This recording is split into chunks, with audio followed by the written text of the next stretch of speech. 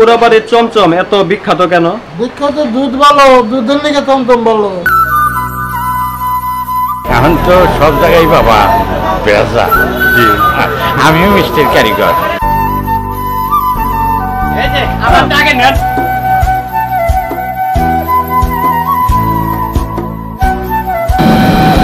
বিশাল বড় বড়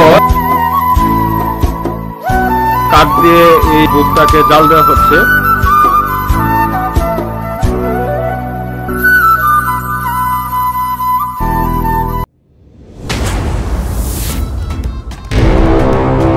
চমচমকে বাংলাদেশের মিষ্টির রাজা বলা হয়। এমন কাউকে হয়তো খুঁজে পাওয়া যাবে না যে এই মিষ্টির স্বাদ নেননি। বন্ধুরা, আপনারা জানেন কি সর্বপ্রথম এই চমচম কোথায় তৈরি করা হয়েছিল? প্রায় 200 বছর আগে বাংলাদেশের টাঙ্গাইলের পোরাবাড়ি গ্রামে যশরথ নামের এক কারিগর প্রথম এই মিষ্টি তৈরি করেন। আর আজকে আমি আসছি চমচমের রাজধানী টাঙ্গাইলের পোরাবাড়ি গ্রামে। বিখ্যাত যে পোরাবাড়ির চমচম, সেই চমচমের ইতিহাস ও ঐতিহ্যের খোঁজে চলুন বন্ধুরা, সেই চমচমের ইতিহাস ও ঐতিহ্যের সম্পর্কে আমরা জেনে নেই। দেখে আসি কি অবস্থায় আছে সেই চমচমের বাজার, আর সেই চমচমের কারিগররা আদৌ তারা এখনো আছেন কিনা সেখানে। টাঙ্গাইল শহর থেকে সিএনজি নিয়ে যাচ্ছি পোরাবাড়ি গ্রামে। ভাড়া খুবই কম। টাঙ্গাইল শহর থেকে পোরাবাড়ি গ্রামের দূরত্ব খুব বেশি না, মাত্র 7 কিলোমিটার। পোরাবাড়ির চমচমে নরম ভাব যেমন, তেমন ঘ্রাণেও অনন্য। স্বাদে গন্ধে অতুলনীয় এই বিশেষ মিষ্টি আজও ধরে রেখেছে জনপ্রিয়তা। তাই কেউ টাঙ্গাইল গেলে পোরাবাড়ির চমচমের স্বাদ নিতে ভোলেন না। পোরাবাড়ি গ্রামের বাইরে শুধু টাঙ্গাইল শহরের পাচানি সহ কয়েকটি এলাকার কারিগররা এ বিশেষ মিষ্টান্ন তৈরি করতে পারেন।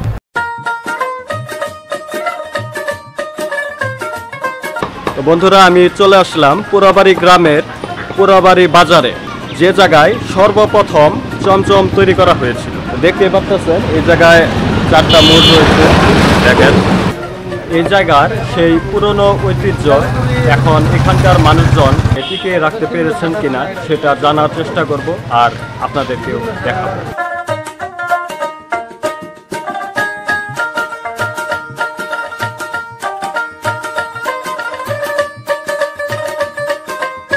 পোরাবাড়ির চমচম এত বিখ্যাত কেন? বিখ্যাত দুধ ভালো, দুধের লিগে চমচম ভালো। দুধে পাতা দেশে মানুষ এলাকা। এখানকার দুধটা অনেক পিওর, অনেক ভালো। আর এর জন্য এই দুধের কারণে আর কি মূলত এই মিষ্টির স্বাদটা অনেক ভালো হয়ে থাকে। তো এই নদীর পানি দিয়ে মানে মিষ্টি তৈরি করা হয় না? বর্তমানে কি ওই নদীর পানি ব্যবহার করা হয় মিষ্টি বানানোর ক্ষেত্রে? তবে আগে করতো না, আগে করতো। আচ্ছা, এই যে মিষ্টি যারা আগে তৈরি করতো, এই মিষ্টির যে কারিগর ছিলেন মিষ্টির, তো তারা কি এখন এই জায়গায় আছেন নাকি? তারাই আর কি এই মিষ্টিগুলো বানিয়ে থাকে।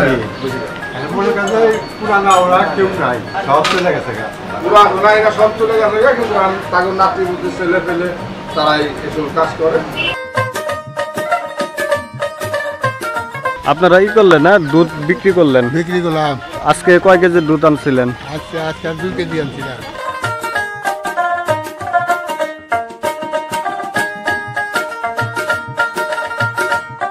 এই নদীর পানির সাথে টাঙ্গাইলের এই পোরাবাড়ির চমচমের একটা গভীর সম্পর্ক আছে। আর সেটা হচ্ছে যে আগেকার দিনে প্রায় আজ থেকে 10-12 বছর আগে এই নদীর পানি দিয়েই তারা এই চমচম তৈরি করতেন। আর সেই চমচমের স্বাদ নাকি অনেক সুস্বাদু হতো।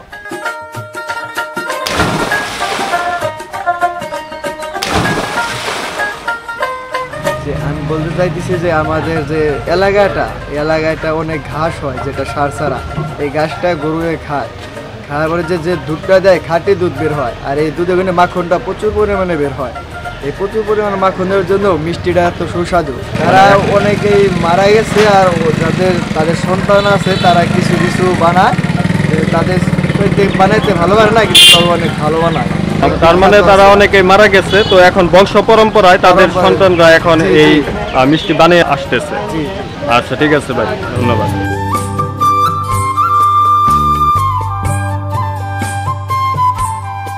বন্ধুরা দেখতে পাচ্ছেন সেই টাঙ্গাইলের বিখ্যাত চমচম, পোড়াবাড়ির চমচম। এই পোড়াবাড়ির বাজারে এই যে এইরকম ভাবে সাজিয়ে রাখা হয়েছে।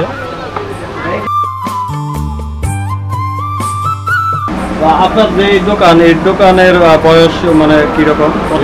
বয়স 100 বছর। 100 বছর ধরে এটা চলতেছে আপনাদের? 100 বছরের আগে। 100 বছরের আগে না? তো বন্ধুরা শুনতেই পারলেন, তো এই দোকানের বয়স হচ্ছে 100 বছরের বেশি। কয়েকটা মিষ্টি রাখা হয়েছে, অনেক কিন্তু ফাঁকা পড়ে আছে।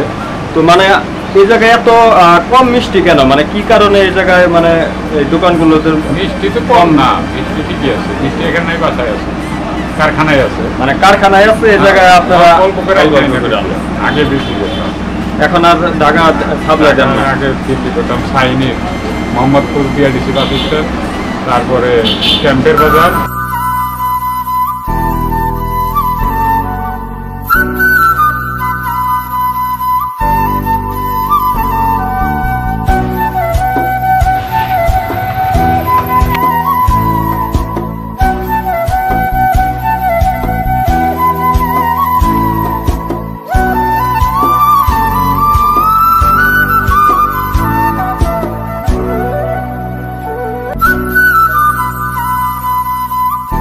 পোড়াবাড়িতে আসলাম, আর পোড়াবাড়িতে এসে পোড়াবাড়ির বিখ্যাত চমচম খাবো না, সেটা তো হতে পারে না।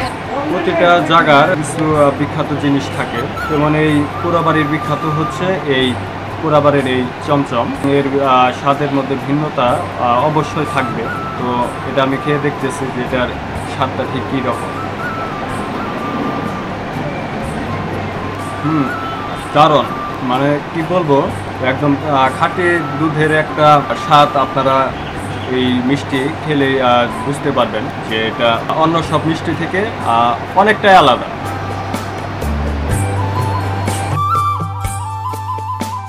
পোড়াবাড়ির চমচম এটা এত বিখ্যাত কেন? এটা সাধারণত এই গাভীর দুধের কারণে, আর হলো আবহাওয়া, নদীর পানি ভালো কারণে। আগে কি মানে এই নদীর পানি দিয়ে মিষ্টি তৈরি করা হইতো না? এখনো বর্তমানে তৈরি করা হয় এবং কারিগরের কিছু দক্ষতা আছে, সব মিলে এভরিথিং মানে মিষ্টিটা ভালো। এই যে দেখেন, দুধ কি আপনি বিক্রি করলেন নাকি? বিক্রি করলাম। বিক্রি করলেন। আপনি কয় কেজি দুধ আনছিলেন? 19 কেজি দুধ, কিন্তু এখন যে দামে বেশি ক্ষতি যায় আমাকে। কেন, মানে লিটার প্রতি কত টাকা করে এই জায়গায় দুধ? এটা লেগে 55-60 টাকা করে দুধ। 60 টাকা শেয়ার ভুসি কিনা খাওয়ার লাগে, 500 টাকা মন খেয়ার কিনা খাওয়ার লাগে। ক্ষতি যায়, তাহলে ক্ষতি হয়ে যায় অনেক। হ্যাঁ।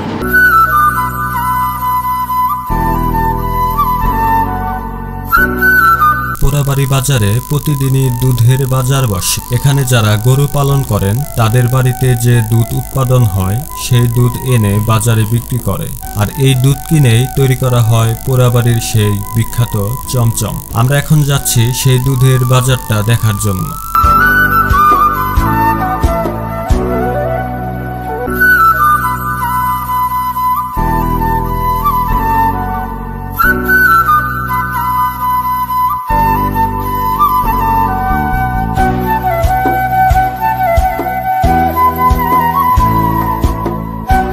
দুধে হাত বুলিয়ে ঘনত্ব পরীক্ষা করার নিয়ম এখনো প্রচলিত এখানে। দুধ বিক্রির টাকা দিয়ে এখানকার অনেকেরই সংসার চলে। পোড়াবাড়ি গ্রামের এই পোড়াবাড়ির চমচম এত সুস্বাদু হওয়ার পিছনে আরেকটি কারণ হচ্ছে এই জায়গায় একদম খাঁটি দেশি গাভীর দুধ পাওয়া যায় বলে। আর এই জায়গায় একদম পিওর দেশি গাভীর খাঁটি দুধ দিয়ে তারা এই চমচমগুলো বানিয়ে থাকে। তো এর কারণে কিন্তু ওই চমচমের স্বাদটা কিন্তু অনেকটাই বেড়ে যায়। আর এই জায়গায় দেখতে পাচ্ছেন অনেক লোকজন এই জায়গায় তারা দুধ বিক্রি করতেছে। তো এই দুধগুলা এখন তারা প্রতি লিটার 55 থেকে 60 টাকা দরে তারা বিক্রি করতেছে।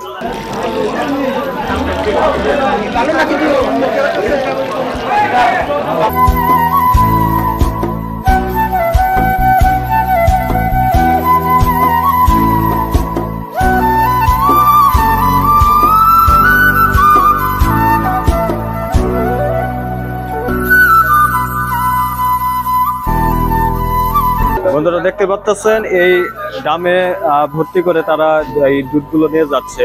এই দুধগুলা যে আপনারা নিতেছেন এইগুলা দিয়ে কি মিষ্টি তৈরি করেন? মিষ্টি দই, রসমালাই এগুলা তৈরি করে।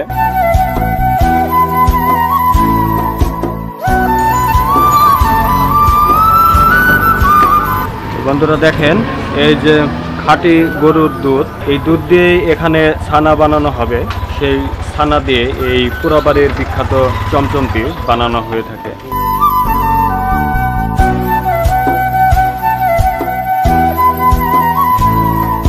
আচ্ছা, এই দুধ কতক্ষণ পর্যন্ত মানে ছানাতে পরিণত হয়? মানে কতক্ষণ জাল দিতে হয়? 1.5 ঘন্টা না? জাল দেওয়ার পরে ঠান্ডা হবো, তারপর ঠান্ডা কাঠ দিয়ে এই দুধটাকে জাল দেওয়া হচ্ছে, প্রায় 1.5 ঘন্টা এটাকে জাল দেওয়া হবে। তো তারপরে এটাকে আর কি ছানায় পরিণত করা হবে। এখানকার চমচম এই এত বিখ্যাত কেন? বিখ্যাত মানে বাবা এলো মুক্ত দুধ, চর এলাকার মুক্ত দুধ। হ্যাঁ, তারপরে নদীর জলটা ভালো, এই কারণে কোনো মিষ্টির নগেই পড়ে না, যে কারণে মিষ্টিটা অর্ডার দিলে বর্তমানে খারাপ হইতেছে। হ্যাঁ, 2 নম্বর ছানা দেয়। সিরাজগঞ্জ থেকে ছানা এসে 1 নম্বর পিওর দিয়ে বানাইলে আপনি খাইয়া তৃপ্তি পাবেন। এখন তো সব জায়গায় বাবা বেজা। জি, আমিও মিষ্টির কারিগর। টাঙ্গাইল জজ কোর্টে 28 বছর, পুলিশ লাইন, এই সমস্ত জায়গায় আমিও মিষ্টি, আমার বাড়ি এই জায়গায়।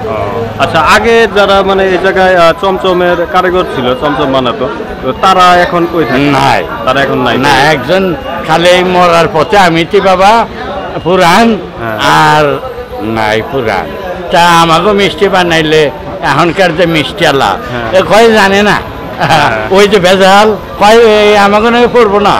এই ভেজালের নিকে বাবা কয় যে আমাকেও কারিগর যে আমরা ওস্তাদ ধরে শিখছি, আমাকেও এখন মূল্য নাই, বুঝলেন? এই হলো কথা।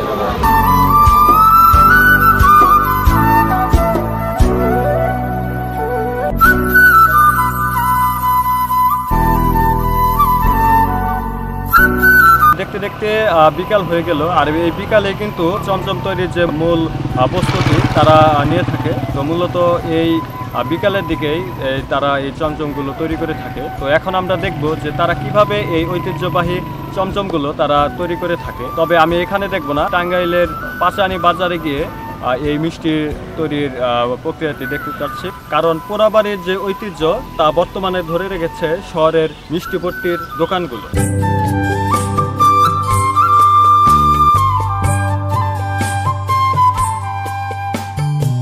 পাচানি বাজারের এইসব দোকানগুলো চমচম তৈরিতে ব্যাপক সুনাম অর্জন করেছে।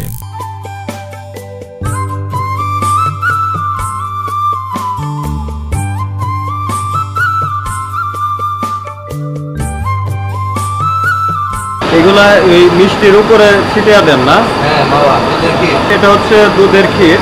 এই বিখ্যাত সেই পোড়াবাড়ির মিষ্টির উপরে যে ছেটানো অবস্থায় থাকে, এটাই হচ্ছে সেটা।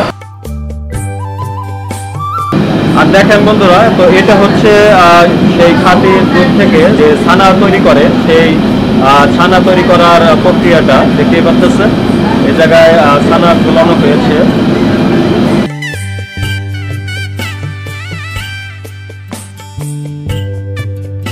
ছানাকে এখন মিষ্টির জন্য প্রস্তুতি করা হচ্ছে।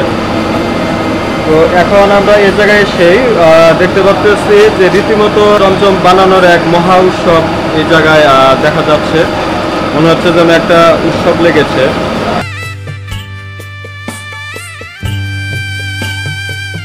ছানাটাকে এখন চমচমের আকৃতি দেওয়া হচ্ছে। তো এইভাবেই এই কাঁচা চমচমগুলো বানানো হয়ে থাকে।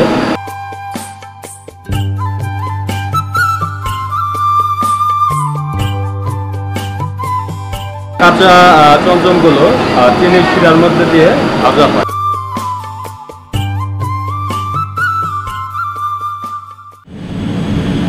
তো বন্ধুরা দেখতে পাচ্ছেন এই জায়গায় মূলত সেই কাঁচা চমচমগুলো এই জায়গায় চিনির শিরার মধ্যে তারা এখানে তারা ভাজতেছে। তো এগুলা আস্তে আস্তে ভাজার পর আস্তে আস্তে লালচে হয়ে যাবে।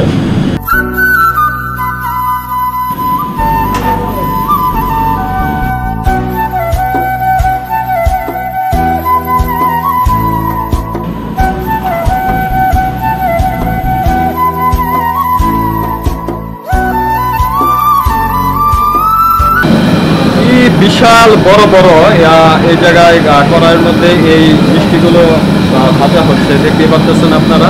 কি পরিমাণ টাইম লাগে মানে মিষ্টি হতে? 40-50 মিনিট লাগে না?